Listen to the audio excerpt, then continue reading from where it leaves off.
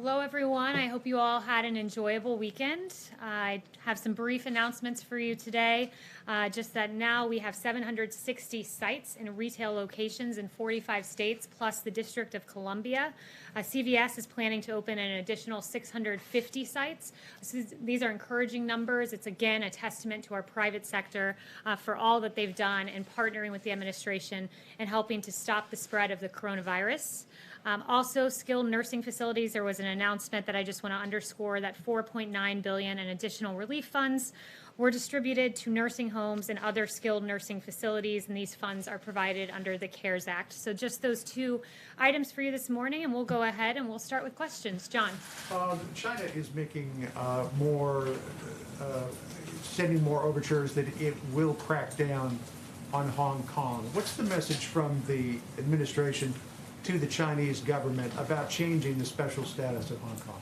Yeah, and I know, Jen, you also emailed a question about this morning, so I went directly to the president to get an answer on this, and he said to me that he's displeased with China's efforts and that it's hard to see how Hong Kong can remain a financial hub if China takes over. So which means what? Would the United States change its relationship with Hong Kong? So I have no further announcements as to the precise action that the president will be taking, but he did want me to share that with you this afternoon, I should say. Yes. Oh, thanks, Kayleigh. Yep, no problem. Digital over my shoulder, I realize now. We saw a lot of images over the Memorial Day weekend of people gathering in large crowds, not maintaining social distancing. Those images from the Lake of the Ozarks in Missouri was one example we saw all over television news. Does the president have any concerns about those kinds of gatherings? We haven't heard any message from him addressing that specifically. Well, the president, as he's noted, he wants to see society reopen, wants to see the economy reopen, but we do want to do so safely. And there are institutions that have put into place these social distancing measures, and people are making it cognizant, a part of their everyday lives. For me, for example, I went to Mass this weekend, and people were socially distanced. They were washing their hands. There are ways to do this, and the president would underscore to everyone that we should be taking into account these measures. So yes, everyone, while you go out, let's keep cognizant the recommendations of the CDC, because those in the end are very important to making sure that there is no spread of the virus. And I would just also note one point. I did have some updated numbers for you on reopening and what we're seeing across the country that I think are important. That 42 states are now under 10% in their positivity rate for the virus. Mortality is now equivalent to what we saw at the end of March. That's the lowest level in 2 months. So we are seeing these encouraging signs as we start to reopen. Anyone else? Jeff. The president tweeted or retweeted something which seemed to be criticizing Joe Biden for wearing a mask over the weekend. Was that his intention? And if it was, why would he criticize that? I think, look, the president's excited to see that Joe emerged from the basement. It is a bit peculiar, though, that in his basement, right next to his wife, he's not wearing a mask, but he's wearing one outdoors when he's socially distanced. So I think that there was a discrepancy there. He's not shaming anyone. As the president noted himself, he wore this mask in private at the Ford facility, and he said he's open to it if the circumstance mandates it. The guidance to wear a mask when you're outside, though, not when you're necessarily in the guidance home? Is it's recommended but not required. So it's the personal choice of the individual, but it didn't strike him as a very data-driven decision in that particular incident. Yes, Peter? Thanks. If we could just do a little housekeeping first. We know Katie Miller tweeted that she's back at work today. Is the White House valet back at work, and has anybody else within the White House complex tested positive for the virus besides those two individuals that we learned about a couple weeks ago? So I don't know about the valet. I haven't inquired about that. No updates as to who's tested positive or not. That's not something I regularly keep tabs on, but Katie Miller is back at work. We're very happy to see her recovered. I spoke to her yesterday. I haven't seen her today, but she did have several negative test results before she re-entered the building. Would you get back to us and let us know if anybody else, people are worried about the president's safety, the vice president's? Can you let us know that nobody else has tested positive in the 2+ weeks that have now passed since those cases? I can inquire about it, but it's people's personal medical decision, so I'm not entirely sure that that would be given to me. Okay, let me follow up on that if I can. The president, in a tweet earlier today, said that he's made governors look very good by getting them what he said was unlimited testing. That's not true. You've said that it's not even necessary. So why is the president saying that? He's saying what he means by that is that the governor's requested a specific amount of testing to reopen, and he indeed has provided that.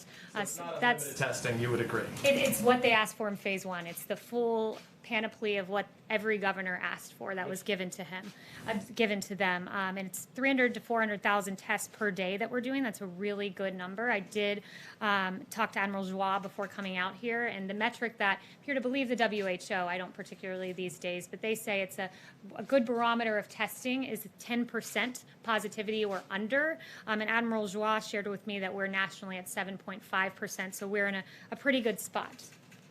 Is Stephen Miller back?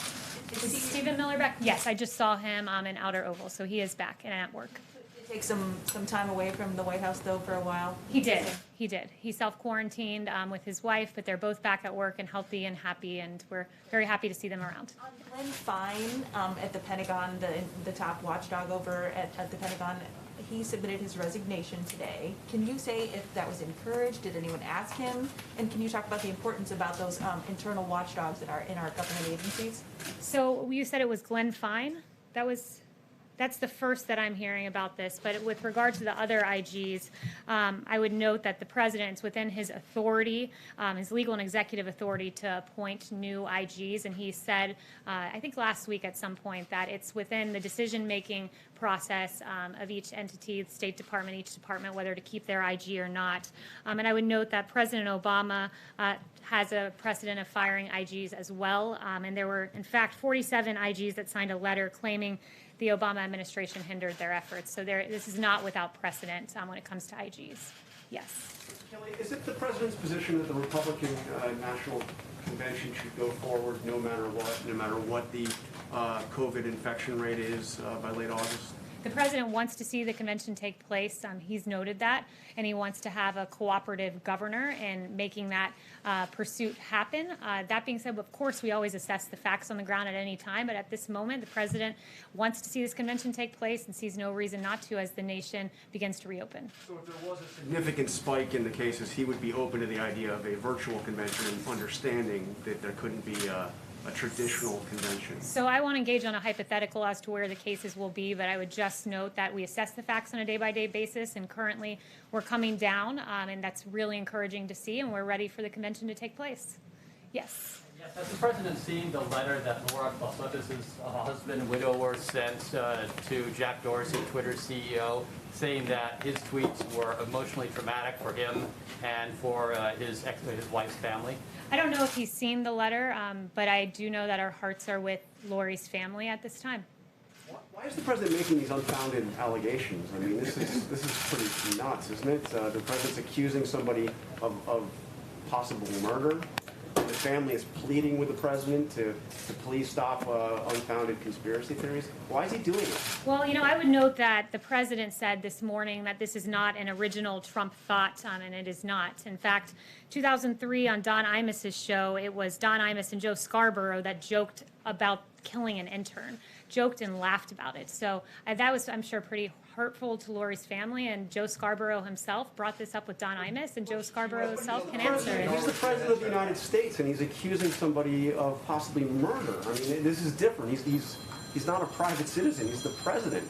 Yeah, and Joe Scarborough, if we want to start talking about false accusations, we have quite a few we can go through about Mika asserting, I'm asking about the president's allegation. And I'm replying to you and saying this morning, as recently, I believe it was this morning or yesterday, Mika accused the president of being responsible for 100,000 deaths in this country. That's incredibly irresponsible. They've dragged his family through the mud. They've made false accusations that I won't go through, that I would not say from this podium, against the president of the United States, and they should be held to account for their falsehoods. Joe Scarborough should be held to account for saying people will die by taking hydroxychloroquine. Never mind the millions of Americans and people across the world who take it for rheumatoid arthritis and other reasons. There are a litany of false headlines like Mika. The president spreading a false conspiracy theory that suggests that he's responsible for murder? I would point you back to Joe Scarborough, who laughed and joked about this item on Don Imus's show. It's Joe Scarborough that has to answer these questions. Stephen. Thank you. If I could, two questions. John Radcliffe was sworn in as intelligence director today. Has the president decided what's next for Rick Grinnell in terms of an appointment? He hasn't, but Rick Grinnell is a very valued member of this administration. He's done extraordinary work at ODNI. He has a great history. We'll see where he goes next, but just know that Rick Grinnell has done an excellent job in that position. I expect that John Radcliffe will as he takes over. And my second question, if I could, I asked the president last week on Capitol Hill about his involvement with FISA reform. And obviously, FISA is something he cares a lot about, but he told me that he had left it up to the senators to figure out. And, it's still ongoing, this process. The House has to pass the legislation that the Senate passed. The senators tried and failed by just one vote to ban the warrantless collection of internet records. So I'm wondering how the president, if you could describe a little more how the president sees himself as part of this debate and whether he might intervene at some point going forward. Yeah, it's very personal to the president when it comes to FISA. This is an important tool in the intelligence community. He knows that, but he also knows that it was used and abused and politicized. The fact that you had 29 members of the Obama administration, there are 29 individuals of the intel community and Obama administration unmasking dozens of times, using these tools that are so much power to spy on an American citizen, to listen to their phone calls, to unmask their names. We have a Fourth Amendment in this country. It protects the rights of Americans, but the rights were not protected when it came to President Trump and his administration and Michael Flynn, whose name was leaked in a criminal fashion to the press. FISA was not used appropriately when a Steele dossier full of lies that was, quote, salacious and unverified, in the words of Jim Comey, was used as the basis to get a FISA warrant and attested to as if it were truthful and a reason to spy on Carter Page. These tools were used and abused. The Fourth Amendment rights of several Americans were violated. A political campaign was spied upon. So any FISA concerns the president has, they're real, they're personal, and they should be considered as we move forward to reauthorize this valuable tool. Yeah, if I could, Rick Grinnell, as one of his last official acts, at the request of Adam Schiff, declassified transcripts of the phone calls between General Michael Flynn and Sergei Kislyak. Would President Trump encourage John Ratcliffe to facilitate the release of those transcripts? I haven't spoken to him on that, but this president has released, not the president rather, but this president has overseen an ODNI that has given the American people a lot of information that I think they're entitled to see. And one of the things the president has asked for is, where are the 302s, the summaries of that interview with Michael Flynn? 302s, so the American people understand, these are summaries when you interview an individual, and it's routine that those 302s are given in short order right after the interview is done. It's when your memory is at its best. But in the case of Michael Flynn, those 302s were lost and, in fact, edited afterwards by corrupt Peter Strzok and Lisa Page. So there's a lot of questions, and this president has encouraged transparency on this issue, and I think it's a great thing. So in the absence of the 302s, would he encourage the release of the transcripts so that the American people can see exactly what transpired during this conversation? I haven't asked him that. I'd have to ask him that particular question. Follow up on John's question? Yes, let me get a few people in the back, because I want to make sure. Equal opportunity question caller. So, yes. Kayleigh, we're about to cross the 100,000 dead American milestone. What does the White House view as having, by Election Day, what does the White House view as the number of dead Americans where you can say that we successfully defeated this pandemic? Is there a number? Yeah, every loss of life counts. We say 100,000, but like the president says, one death is something to be mourned. These 100,000 individuals have a face. The president takes this very seriously. It's why he lowered the flag to half-staff for 3 days to remember these men and women.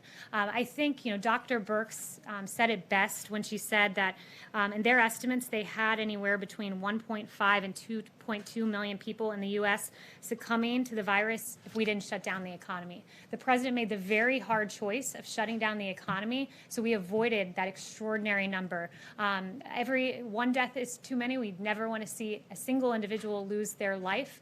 But that being said, to be under significantly that high mark shows that the president did everything in his power and helped to make this number as low as humanly possible. When voters go to the polls in November and they want to judge the president on his response to this pandemic, what is the number of dead Americans that they should tolerate and where they can argue that, yes, he successfully defeated the pandemic? I think, you're asking the wrong question. The right question is, where did the data... I want to ask, Kayleigh, so please don't tell Where me did, I'm asking a right well, or and I wrong answered question. your question once, but if you ask it twice, it doesn't make it any better of a question. So I'll respond in kind. I've given you one answer. I'll continue to extrapolate upon that he always listened to the science. The president, when Dr. Fauci and Dr. Birx said you need to shut down the economy, that was hard for the president. You know, in a typical year, 120,000 people die of suicide and drug overdose. It's in a typical year. And doctors have said when you shut down an economy for an extended period of time, that number gets greater. People don't show up for their cancer diagnoses.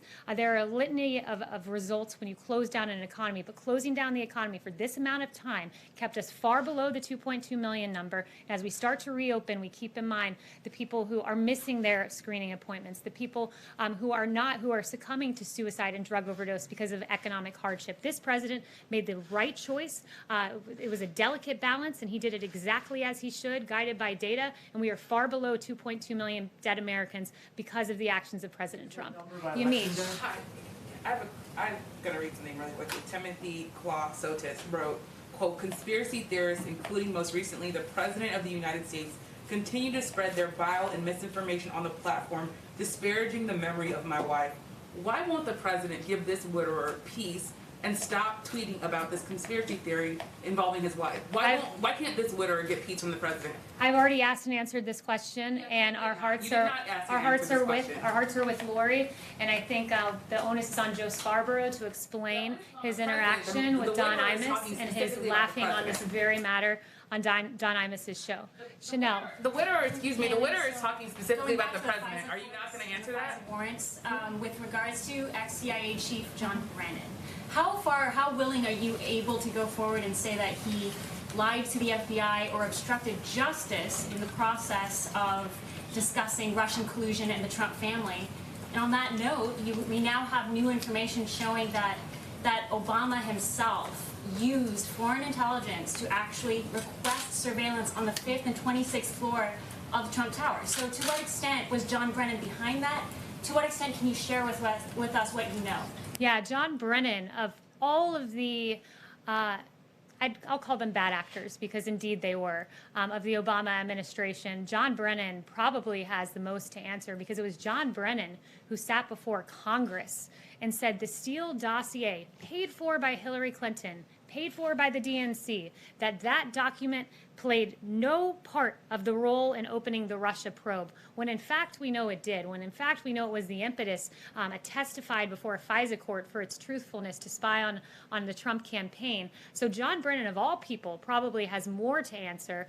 So too does Samantha Power and Susan Rice, and these individuals who admitted under oath that they, in fact, spoke to foreign leaders and representatives of foreign leaders during their transition, but yet somehow during the Trump transition, that was uncalled for. What has been done all throughout history was uncalled for, and meriting unmasking and meriting cornering Lieutenant General Michael Flynn. All of these people have really legitimate questions to answer. I think we're slowly getting to the bottom of this, but it's a real travesty and really one of the biggest political scandals in modern history. Yes.